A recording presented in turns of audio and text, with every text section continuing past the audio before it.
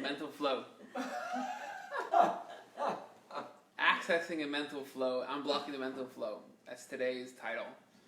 An alternative title I was playing with is Making Sense of the Unsensible. And they're both titles going to describe today's class. A little bit of background introduction. We like to think of ourselves as rational people. It's sort of the crown jewel of humanity, our intelligence. And especially as society has progressed, we sense that we've become much more rational. In the past, historical societies were very mythological, superstitious, and they had all these remedies and all these different theories of the origins of the world and all different myths. And we've progressed in our own understanding of life and of ourselves to a point where we now work based on logic and understanding. And this has a long history, starting from the Greeks, the idea of logic and philosophy, but all the way down to today, science and medicine and the advances that we make where we can live a life to a large degree based on proven assumptions, on logical arguments and logical axioms that we build our belief systems on, we build the infrastructure of society on. So the head of the food chain is rationality, to the point where if I'm doing something that seems irrational, people will say, well, why are you doing that? A, B, and C tells me you shouldn't do it. It makes no sense. And I can't claim, well, I don't care, I want to do it. It's nonsensical, right? You're not acting rationally, and that's almost an insult today. You're being irrational. How often do you hear an argument? You're being irrational. That means you're wrong, right? It could also mean you're a little crazy. But it basically means you're the wrong side of the argument. You're being irrational. So rationality is correct, is right, is the hierarchy. It's the number one. Numero uno is rationality. Everything else is incorrect. We brush it aside. That's the yardstick of how we judge the right from wrong, truth from untruth. Now, I want to argue tonight that perhaps rationality isn't everything we make it out to be. Now, before you shoot me down, we should live rational lives. We shouldn't go do rash things. But we're going to see through exploration tonight the limits of rationality as they apply within Judaism and by extension within life at large. You can't think outside the box. You can't think outside the box, yes. And we're gonna see tonight that's not only thinking outside the box. Creativity sometimes needs a bit of craziness, but actually rationality is sort of an imposition. It's something which we are we're fitting ourselves into something else as opposed to being authentic. Judaism is, as most religions are, has a tinge of the non-rational, irrational, or super-rational. Religion, which requires faith, is almost by definition relies on something which is non-rational. Faith in accepting a certain premise not because it makes sense, not because it's rational, I can prove it, but I believe in something. So faith is essentially irrational. And usually what that faith will demand of you will by extension also not always be rational. So actually, as far as Judaism is concerned, it's a relatively rational religion. A lot of Judaism makes a lot of sense. There are moral values which are very sensible and have been taken on by a lot of the world, Judeo-Christo values. But there's also aspects of Judaism that transcend logic, that make no sense. Who can throw out an example? Oh, say it again. What's a mitzvah? Well, it's a mitzvah to eat. No, you're not supposed to eat milk and cheese together. Why milk not? and meat. No, milk and cheese. Yeah. Milk and meat together. Why the heck not? Why not a cheeseburger? No, Am I hurting anyone with a cheeseburger? Am I offending anyone? We do it anyway. Exactly. Wool and linen. Wool and linen. You don't want to wear a garment that's sewed together wool and linen. Why not? I don't know. It's not. We're not saying it's ineffective. It's going to keep you warm. It's going to make you rash. There's no rationale to this. For some reason, God commanded it. I want you to do this. This is part of our relationship with God. And there are quite a few mitzvahs that way. And in fact, in Jewish literature, mitzvahs are divided into 3 distinct categories. There's the mitzvahs that are totally rational. Civil mitzvahs. Mitzvahs that are moral value. And a lot of those mitzvahs have become standard practice in societies beyond Judaism as well. Do not kill, do not steal, respect people, love your neighbor as yourself. Right? These are slogans, these are accepted. The way the Talmud phrases it, even if Torah would never have told us, we would have worked these out on our own. Perhaps they're natural law. These are things which make sense. Then there's a second class of mitzvahs called edus. Literally means things that remind us of things, remembrances. And these are mitzvahs which are ritual, they're Jewish by nature, they're religious, we wouldn't have come up with them without Torah. But once Torah gives us these mitzvahs, we understand how they fit in. For example, Shabbos. Rest on the 7th day. It's a religious premise, it's not a moral premise, but we understand because God created the world in 6 days and rested on the 7th. Built into creation is this cycle of resting on the 7th we rest. Pesach, we eat the matzah to commemorate 3,000 odd years ago our ancestors had the exodus from Egypt, experienced liberation. So we relive that again every year. Again, is it a rational thing? Is it sort of instinctual? We think of eating matzahs? No. But once we commanded it, we go, oh, I get this command. It resonates. I understand it. The third class of mitzvahs are called chukim, which means decrees. There, God said so. And those examples before, kosher, mixing wool and linen, and there are quite a few other examples that we do this, that's what God said.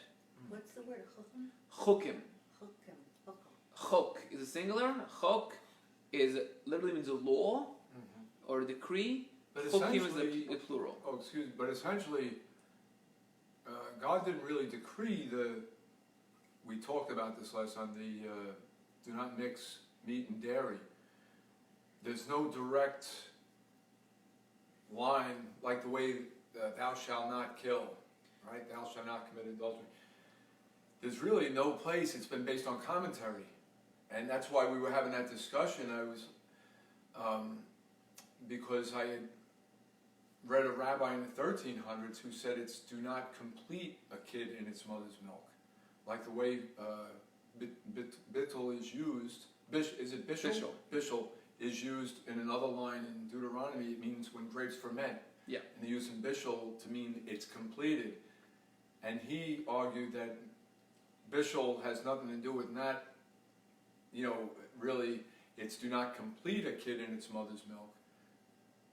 Do not, in other words, do not nurse thoughts from your Yetzer Hara, the way a mother would nurse her young. So, because no place really says do not, it's not explicit in the text, but this is true for almost all the mitzvahs that they're not explicit in the text. I'll give you an example. Shabbos. God says, the Torah says, rest on the 7th day. Don't do work. What that means, we have no idea. Right? There's no indication in the text what work is, what rest means. So there's the oral tradition that accompanies Torah, that's part and parcel of this wisdom, of God's wisdom, that was passed down from Moses, who heard it from God, from generation to generation, or some of it, the tools of interpretation were passed down in the framework, And the rabbis use those tools to squeeze out of the text certain information. And the Shabbos became, the way we observe it, work means creative work. You can't create something new. You can't cook. You can't light a fire. You can't, all the 39 categories of work. But you can schlep things around the house as much as you want. But you can't take it from in your house to outside your house, even a light package. So work gets translated based on an oral tradition. The same is true. The literally Torah doesn't say don't cook milk or meat. It says lo savashal gedi b'chalevimo. Don't cook a goat, a calf really, in its mother's milk, which the rabbis understood. The oral tradition was, and this is universally accepted, even if there are more Kabbalistic spiritual interpretations, they're meant to be above and beyond the literal one. So it's universally accepted by the rabbinic and the Talmudic rabbis and way before them. This means don't cook any milk with any meat. The extension to chicken, to fowl, that's a rabbinic injunction. Rabbinic extension, that's not part of the original biblical law. Is that considered meat, fowl? So the rabbis added it on just so we shouldn't get confused. And there were rabbis in the Talmud who didn't accept this, who actually ate chicken with cheese with milk. But it became universally accepted, this rabbinic injunction, to extend it to chicken as well. But the original idea that cooking milk and meat is the accepted understanding of the Torah text. So it's not that Torah is one thing and added later on. This is the lens with which we read the Torah. In fact, there are 3 times where this law is repeated. Don't cook the goat with its mother's milk. Yeah. 3 times. Which the rabbi understood to mean you're not allowed to cook it together. The act of cooking. You can't eat them together, even if you weren't the one to cook them. And you're not allowed to have any benefit from a mixture that's been cooked together. So you can't sell a cheeseburger to someone if they've been cooked together. But essentially, this is an example of an irrational law, a law that we have no understanding of. Excuse me, do you have a pen or a pencil? Yes. Can you tell me where it is? Oh, I should have one in this drawer right here. I just want to write that down. Don't cook. I can send you the source afterwards if you like. What? I can send you the source afterwards if you'd like. Great. So, which of these categories of laws is, first of all, resonates the most? If you had to, we don't work this way in Judaism, but if you had to choose one section of laws that you're going to accept, or if you had to say one set of laws resonates the most, First. which of these 3 categories? You say the first. It's the most, direct, We explicit, understand it. no tributaries to seek other understanding or rationale. And it almost feels intuitive, right? Yeah. We tout these mitzvahs as being Judaism's contribution to society, right? The moral values that have shaped modern society, Western society, are these mitzvahs, the mishpatim, as they're known, the rational laws. They seem to be the most, first of all, they resonate the most, and second of all, these are sort of the way we want to portray Judaism, Judaism's main contribution. These are what we love about Judaism. The other laws, you have to take part of the package deal, right? They almost seem the most demonstrative of what Judaism is, right? We're here to make the world a better place, to be a light unto the nations, to bring God into the world. How do we do that? Through living these moral lives. And that's how we make a space for God. And so these mishpatim, and definitely in today's life, have gotten the most airtime. They're what we're proud of in Judaism. And not only in a negative way, in a positive, this is how we feel this expresses the Jewish mission the most. They express God's will in the most, because we appreciate it. So when I don't kill because God's going to have to kill, I'm actually God's will. I'm connecting with it. I'm connecting with this mitzvah. It deeply resonates with me. I understand the moral value and imperative, and therefore this is where God's will express itself in my life. When I don't eat a cheeseburger, I'm like having self-control. I'm having self-control, but Hi. God's wisdom and will is not resonating with me at all. I have no idea why I'm doing this. Right? So it almost seems that these mitzvahs, there's very little change happening in me, very little change happening in the world. Nothing's resonating. Nothing's really coming through with it. I'm just following blindly because I have some respect for God. Right? If we could take a metaphor or a paradigm from education, right? There's all kind of thing I tell my kids they should or shouldn't do. I encourage them to do, I tell them to do. Some of the things I explain to them why they should or should not do it, right? And these are teaching moments where I get to teach them about what's kind, what's fair, what's moral. And I explain to them, you shouldn't do this because it can hurt someone, it can offend someone. You shouldn't do this because it's not healthy for you. All these different things I can explain to them, and therefore it's a teaching moment. When they listen to me, hopefully, more than so than not, they've gained. They haven't only done or not done what I've asked them, they've actually grown from the experience because what I said resonated. I gave them something they can absorb. Sometimes I tell my kids, don't do that. Why? Because I said so. Right? Either because in the moment there's no time to explain to them. The kid's running into the street. Don't cross the street. Why? I don't start explaining, well, you know how physics works, if cars are going the velocity and the speed. No. I said so. Hold my hand. Sometimes it's because it's beyond them now to understand why. Right? You have to do this. Or don't do that. Why? I can't explain to them. There's no words a 3-year-old child can understand this idea. Hopefully get older, they will. But they listen to me. Have they gained anything from that experience? Have they grown from it? They didn't take anything in. It hasn't made a difference, a dent in their understanding of themselves, in their understanding of the world. It hasn't educated them. Or so we think, right?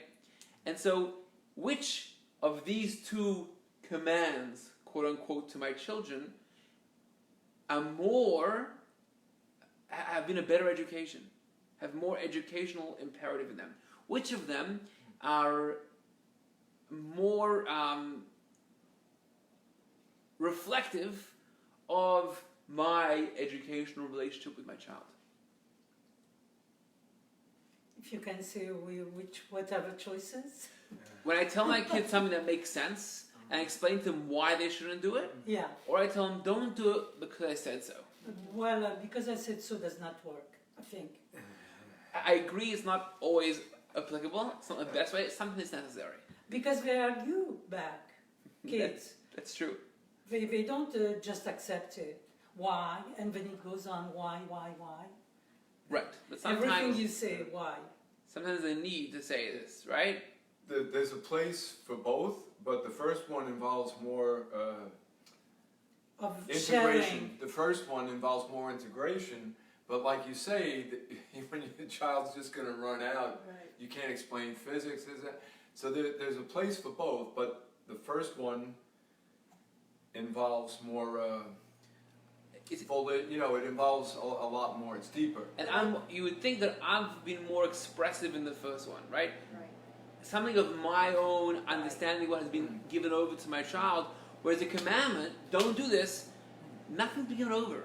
My child just has to respect, if he does, hopefully, or she does, they have to respect it, but nothing from my understanding of life, from my wisdom, has been imparted to them, right? So if we apply this back now to Judaism, which part of Judaism is God being more expressed in our lives, in the world? The rational laws. When we understand, it's actually teaching us about ourselves, about the value of individuals, about morality. Those laws is where God is being expressed. Whereas the laws where we have to take on blind faith, don't eat milk and meat.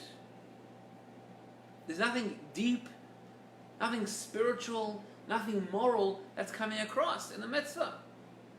We're following because we have to follow, but I'm not gaining anything from it. So the rational laws seem to be more reflective of divine wisdom and seem to be therefore the more, I don't want to say important, but the more, fundamental. Though, but the ones that we're calling rational now, we're speaking in the context of our contemporary time. Maybe there was a point when these weren't so, ostensibly universal. So the difference between rational and the universal. ones that we're taking as being very rational and sort of tacit, understood tacitly, right?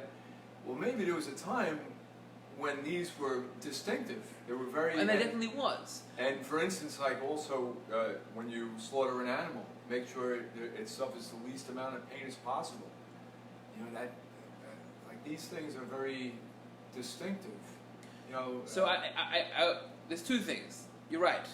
Not all of them are necessarily intuitive and tacit, as you said. And definitely at time they weren't.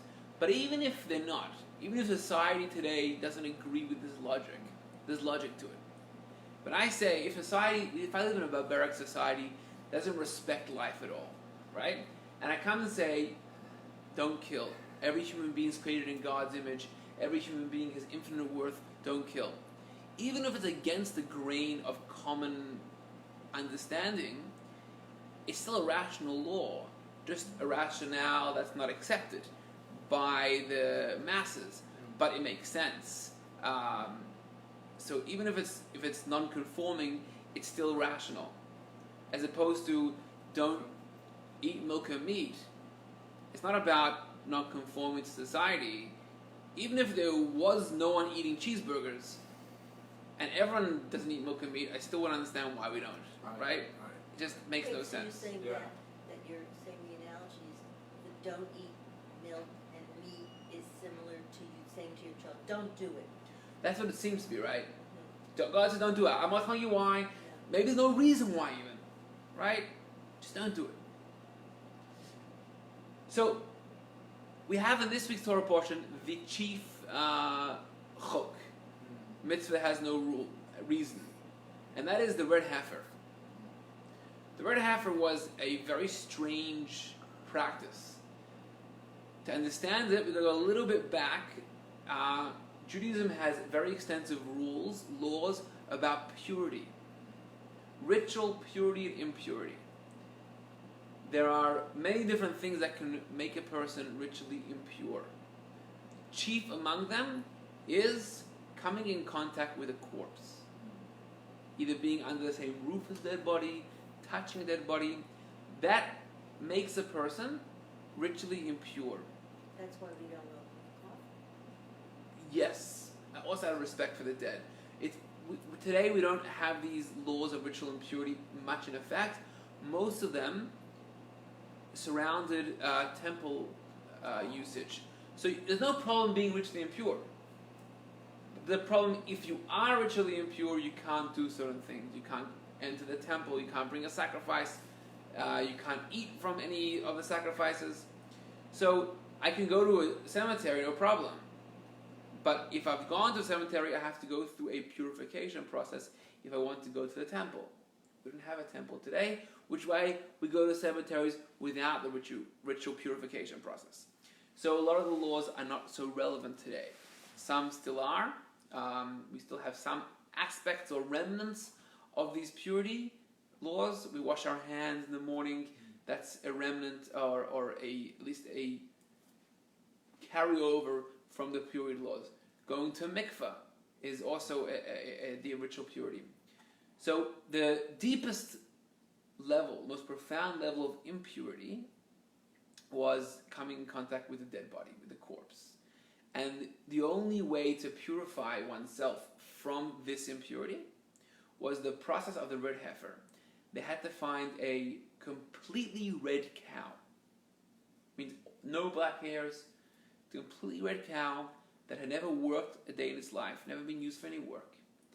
And they went through a process of slaughtering it, and then its body was burned. The ashes were mixed with a special mixture, which was sprinkled over the impure person, and that was their purification process. Strange, right? Can you imagine that today?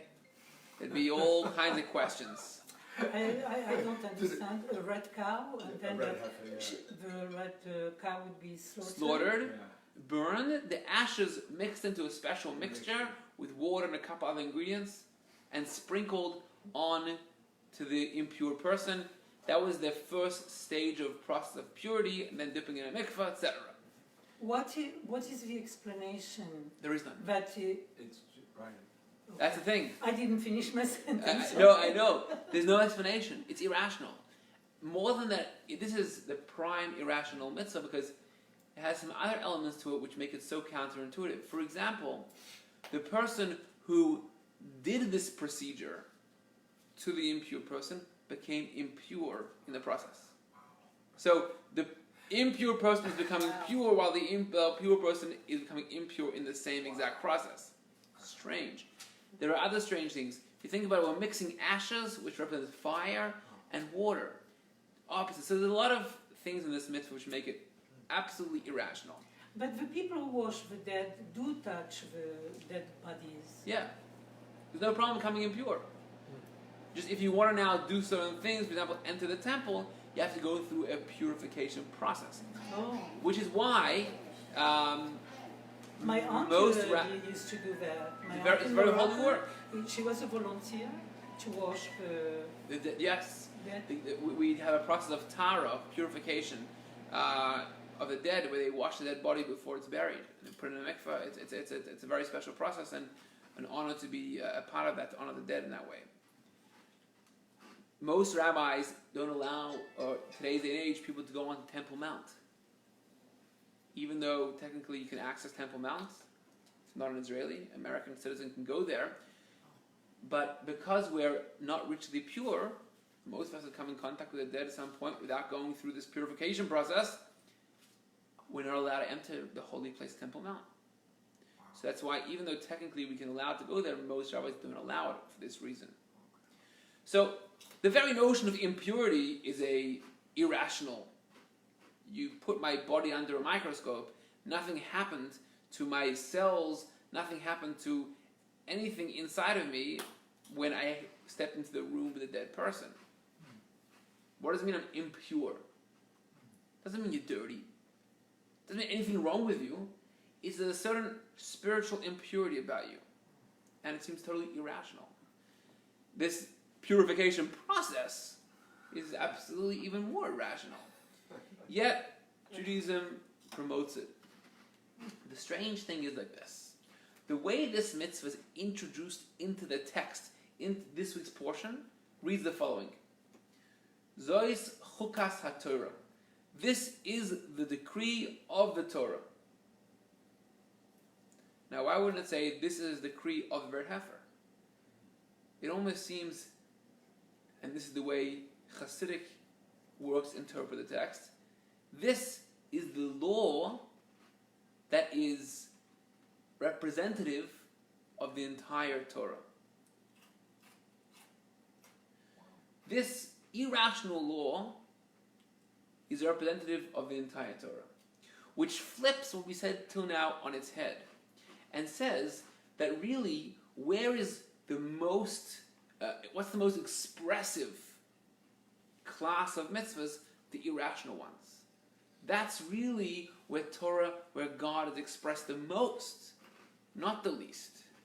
How does that work? So, running a little low on time. So, but here's the idea. This is a very big idea in Hasidic texts. It's spoken about at length and over again.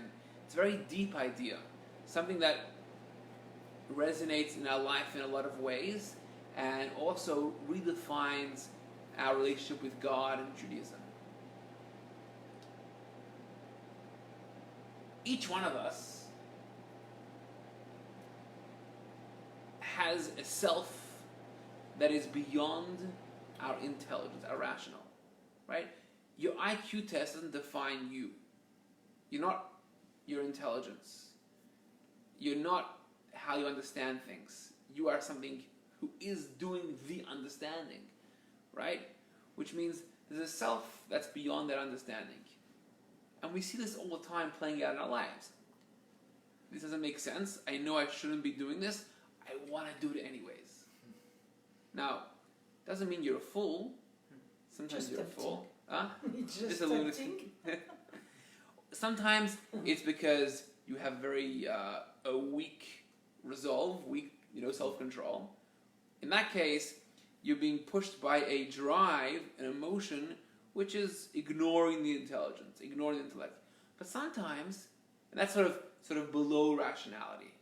But sometimes there's something which is pulling me towards this thing, not because I have a weak resolve, but I have such a strong yearning, a drive, a desire, almost an inexplicable need for this thing, or association with it.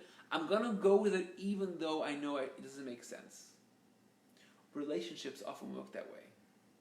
Right? It makes no sense for me to be attracted to this person. And our relationship never going to work out on paper. Doesn't make sense. But I feel an emotional connection. I feel a love. I feel something pulling me there. And that drive is not just a weakness. It's something deeper within me that's pulling me towards that. That's super rational. It's beyond.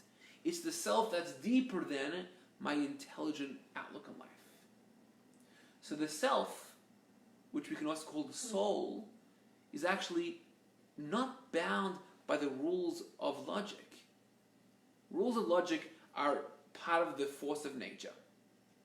Right? They're part of just the way the world works. But then that's the sort of rules from outside of ourselves that we impose on ourselves to be able to function. But the self, who I am, isn't logical, isn't rational. It's me. And it's expressed in all kinds of ways. So we have to accept the rational, accept the logical in order to survive, in order to make decisions that can be universally accepted, that can be objectively work. But really, almost every logical decision is a compromise of self. Right? Even if I don't have any deep desire which is objecting to it, but I'm limiting my expression to what makes sense. Sure, you're limiting what's coming from below, like you said, and from the supernal realms also. So the rationale is in that box that doesn't want to leave any permeable space for the light to descend, or even the lower emotions that'll drag us into things that we don't need. So it can come it's from necessary. our lower self or higher. Right. But by definition, logic is objective. If it's objective, means it's not reflective of me.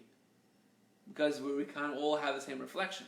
So I'm not reflected in my rational choices. If they're truly rational, means I'm being bent, I'm being pulled a certain way by rationality.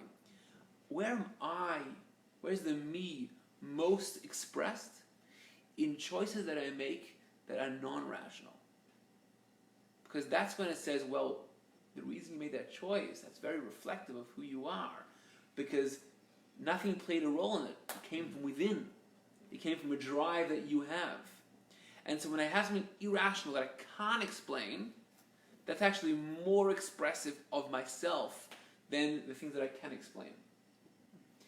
Now, let's apply that back to the educational paradigm, where a father to a child, a mother to a child. There are times where the parent says, don't do that because A, B, and C. There's a good reason for it that they can explain. They've educated the kid. It's a moment of teaching, of growth, but they've educated in something specific that's not reflective necessarily of the parent. The biggest proof it's not reflective of the parent is because I can give a reason for it. That reason didn't come from me. If it's actually reasonable, it means it existed always. Everyone can understand that reason. It's logical. Logic didn't originate with me. I'm only maybe understanding the logic, passing on the logic. It's not reflective of the parent. So I've given something to the child, I've helped them, I've taught them something, but it's not from the deepest place of myself. But I ask the child to do something makes no sense. I want them to do it. Just do it because I said so. They may not be getting life tools, but they're actually getting something deeper. They're getting a piece of me. right? When they follow what I want and accept they're doing it because I said so, that's deepening their relationship with me. So it's not the blind faith, I'm just doing what you said. I'm actually taking something in. I am reflecting something of my parent, something very deep within them they can't explain. And I'm reflecting that in my life. I'm mirroring it in my behavior. So actually, instead of nothing being expressed there, something deeper is being expressed. You're allowing that to be present in your relationship, as opposed to being blocked by doing things that make sense. This is true every relationship. If spouses, if friends, if I do things that I only listen to when it makes sense for me to listen to you, I have no problem doing what you ask, as long as you tell me why. Explain it to me. If that's the level of your relationship, then there's a blockage. That person isn't coming across. Logic is coming across. Happens to be that person is the one imparting the logic, but logic actually is a blocking, is a wall that's separating two people. So even though I'm doing what you want and we're helping each other out, there's actually a big barrier that's not allowing us to really communicate, to really have a deep relationship. So the other person isn't coming through in this. Only when I say, logic's irrelevant here. You're asking me to do this? I want to do it. Then I'm saying the you, I'm bringing in the you is coming into my life. That flow of energy of you is flowing through my veins, it's flowing through my behavior. Much deeper relationship. The same is true with God. God created the world, and therefore, by definition, is above, before, transcendent of the world. And so all these laws of logic were created by God. The systems of logic, even the most basic axioms of math, 2 + 2 = 4, that was created as part of the way the world works. Which means God, essentially, is beyond that. He made it, so those are before, both in maybe chronological time, but also, therefore, in ontological, God is before these principles.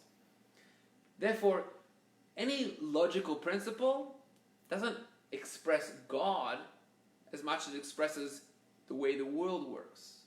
So, moral mitzvahs are mitzvahs. God says don't kill, don't steal. They're incredibly powerful and meaningful moral ideas. God is being expressed through them. But God in His most infinite pure self isn't coming across in these mitzvahs. Because they're rational. What's coming across is their reason, their motivation, why they exist. That's what's coming across in a mitzvah. The flow of the infinite God, of God that's beyond the world, is actually being blocked to a certain degree when I do a mitzvah because it makes sense. When I have a mitzvah that makes no sense, makes no sense doesn't mean that it's not expressive of some deep idea. Right? When I tell my kid, I said, I can't explain why I want you to do that. Doesn't mean I don't want it. Doesn't mean there's no emotional reason why I want it or soul reason why I want it. I just can't explain why I want it. The same is true. God says don't mix milk and meat. There's no reason God says. Doesn't mean that it's not reflective of God somehow. It is. But it's reflective of God in a way that doesn't fit into the box of logic. Doesn't fit into our rational system of the world. But actually, because of that, is deeper reflection of God, or reflection of a deeper aspect of God that comes across in that mitzvah. It doesn't resonate with us because we're logical people. We're of the world. We're part of this system. So we say, I don't appreciate this mitzvah at all. It's not making a dent. We almost think, I didn't gain from it. Like that child we think didn't gain from that following his parent. But really, although a child may not appreciate it at the time, it's a very deep relationship, is bonding with a parent by following blindly. The same is true when we have irrational mitzvahs. We're actually having a very deep communication with God. And the world at large, we're allowing, unblocking that flow of divinity to express stuff in the world, what's usually blocked by natural laws, blocked by our rigid logic. And when we suspend logic, when we allow ourselves to transcend the rules of what makes sense to us, we take away that blockage and allow that divine energy to flow in the world. If we were to be more spiritually sensitive, we may be more aware of it. We don't feel it. When I don't eat that cheeseburger, when I do something irrational, for God, I don't sense the impact, but it's there. The reason I don't sense the impact is because I'm stuck in my logical paradigm, in my very human reasoning, and therefore we don't appreciate anything deeper than that. And then we attribute our own logical explanation. Well, they're actually two proteins, and you shouldn't mix two proteins. Right. How logical impose somewhere. Right. So here's the thing, though. It's a pro- We can even do this, we can practice this even in the moral and logical mitzvahs. In our approach, every mitzvah is reflective of God, equally. Some of them developed also rational, right? I really want something, it could also make sense. Not every desire that I have is irrational. Sometimes I have a desire which would have been irrational if not the fact that it actually makes sense as well. So every mitzvah is the same thing. It comes from the deepest part of God, which is above logic. Some of them, though, also trickle into logic. And so, do not kill is not just a moral imperative, it's also a divine commandment. It's one of the 10 commandments that God gave at Sinai. Which means I cannot kill because I respect and value every human being. That's beautiful and important. But together with that, I have to also, or I should also have the understanding that I'm not killing because God doesn't want me to. And even were it not to be morally reprehensible, I still wouldn't kill because God doesn't want me to. See, that all, I keep thinking of that thing about the child. The child, like people, who believe in God and that overall God is doing good for all of us. But that child that you say, don't, and you have no rational explanation, that child is not necessarily feeling disparaged by you because he or she knows that there are times you do explain and there are times that it does make sense. So the relative comparison that he can make actually mitigates against your saying don't, because he is respecting you for the other things that you do. Oh yes, absolutely. He built equity with that kid, right? Absolutely, it's a very, very important point. If someone random on the street comes telling me, don't do this, tell them where to go, right? Who are you? But you're right, and the same thing with God, right? Because God is the creator of the world, He's built enough equity that we should trust Him, and God says don't do it, there's something to it. Absolutely, yes, very good point. Yeah. So that's why this mitzvah, that's sort of the most irrational mitzvah, is not something which is like, nebuch. We have to do it as well as part of the package that God gave us. It's actually paradigmatic. Is that a word? Somehow you paradigmatic. I think it sounds like a good word. Sounds good. Yeah, Paradigmatic I like it. Sounds of the good. entire Torah. Yes. Because essentially, that's the deepest expression of mitzvahs and of Torah, and we can live that way. We allow that flow. Now, I want to finish up. We live our lives, we can live the same way. We live usually in a very limited consciousness. And what I mean by that is, we live life based on the principles we were taught, societies impose on us, which is important. We live very functional lives, right? We have to go to work in order to make money. We have to do this because it makes sense. We have social norms. We have all kinds of things which we accept, and we just follow through with. And we're almost on autopilot for a lot of our lives, being controlled by so many forces. Some of them are necessary. Some of them we've decided to accept. Whatever they may be, but they're not necessarily reflective of us. Were we to have been born on a remote island on our own, we would be living very different lives. Not that one's better necessarily, or worse, very different. But what happens is, when we live so much by what's expected of us and what's become the norm, there's very little flow of our own self which we invested in life. which is why there's so much confusion, so many people are depressed or going through anxiety. It's that I feel uncomfortable in this life. I feel something's missing. What's missing? I'm missing from this picture. Someone else could be living the exact same life as me because I'm just following the rules of society that make sense, right? And so there's almost other people or other forces which are making my decisions for me. Now, a lot of these rules are important, but what we have to realize is sometimes stepping beyond the rules allows the flow of our own mental self, our own self, allow it to be present, right? You don't have to create something from new. You have to remove those blockages. So don't just accept every principle, every norm. Don't go along with everything society tells you to think. Allow yourself to sometimes do things that don't make any sense because you want to. And that blockage you remove allows your mental and soul, spiritual juices to flow. And that can apply itself in every area of our life, in the way we parent our kids, in the way we do our jobs, in the way we spend our downtime, in the way everything. We have to remove sometimes these rules that have been imposed on us by these unknown, unseen sources that allow ourselves to flow.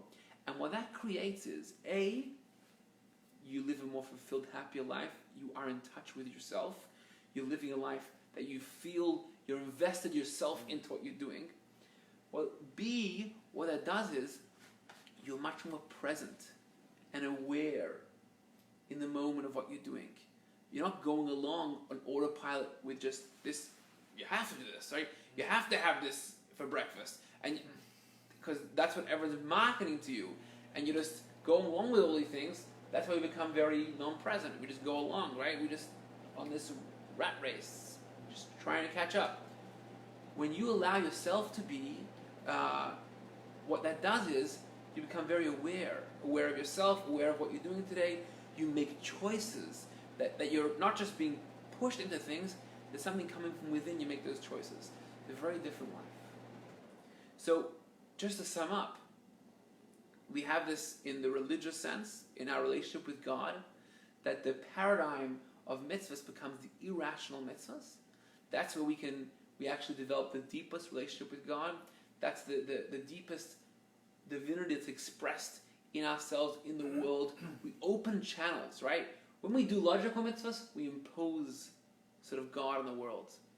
Guys, this is moral. This is how God wants us to live. This is how it makes sense to live. When we do the irrational mitzvahs, we're removing certain blockages that allow things to flow that we can't appreciate. I can't impose something that I don't appreciate. I can't teach you something I don't understand. I can't tell the world, scream from the rooftops, something irrational. It won't fly. It can't resonate. What I can do, I can remove blockages and it's going to flow in, right? That's something which is going to happen to the world. We can't even appreciate the depth of what's happening. And then we can apply that to our own lives as well. We can't purposely live irrationally, right? It's not going to work very well for you in life, right? And you can't make choices. You have to live life by the rules. But sometimes when you remove blockages, you'll find your juices flowing, things you never knew about yourself. You'll access things of yourself you never realized why and how much you wanted something until you allowed yourself to be there, right? And as Jews, we believe that every Jew has a soul, which means that at our core, we all want that relationship with God. It's who we are. We live in this world which is so distant from that, and the logical principles don't allow us to access that relationship with God. If we open those channels, we'll feel a very deep comfort in the mitzvahs, in Judaism. We'll feel a very deep sense of fulfillment because that's where our own self is being expressed. We have to allow it to happen. We can't make it happen, right? I can force a person to do mitzvahs from today till tomorrow. They're not going to feel it.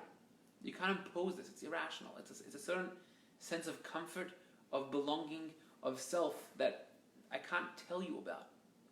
But what we can do is exercises that remove other blockages, and those juices will flow that allows it to come to the fore. It's like treating the mentally ill. I work with people, I work with people who have problems.